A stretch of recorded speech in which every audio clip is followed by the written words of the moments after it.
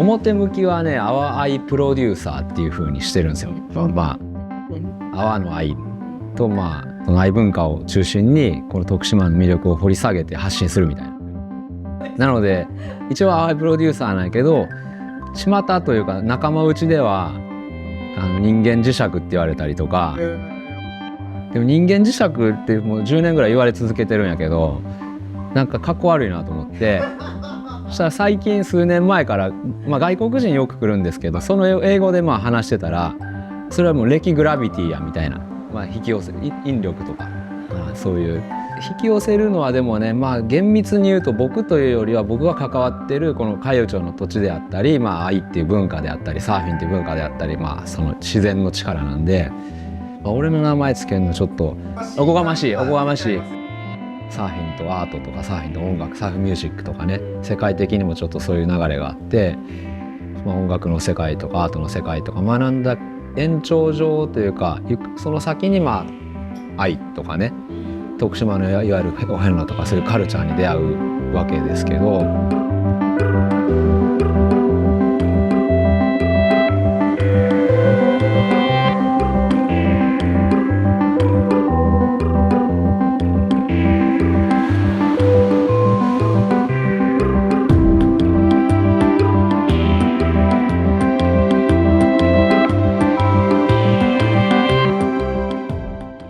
やっぱサーフィンのフィールドが海と空っていうかそのサーフィンしてて波待ちしてて見える景色って海と空やんか。でその水色とか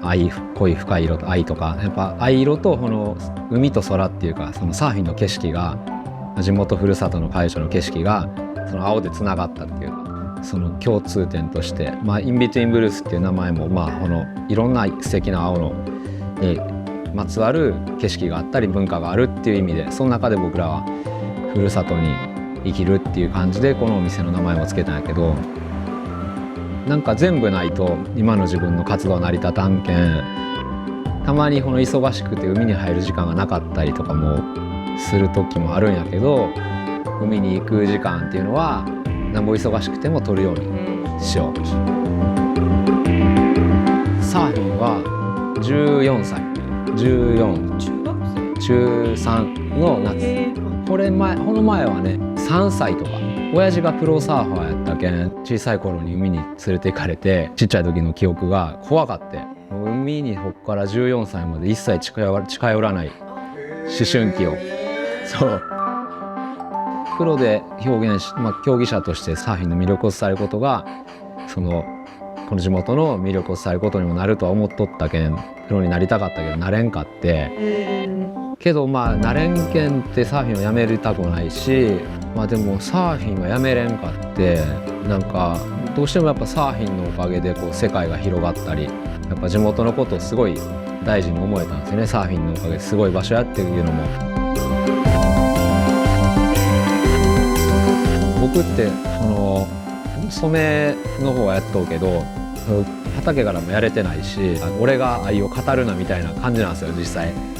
やっぱこの自然を大切にしていきたいっていう思いをやっぱサーフィンとかから学んで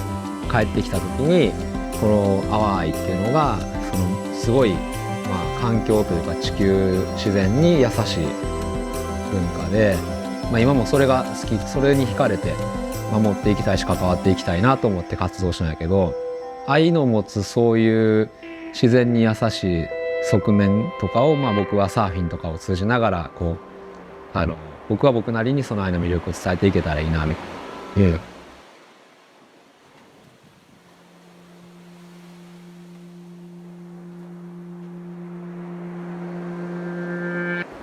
まあ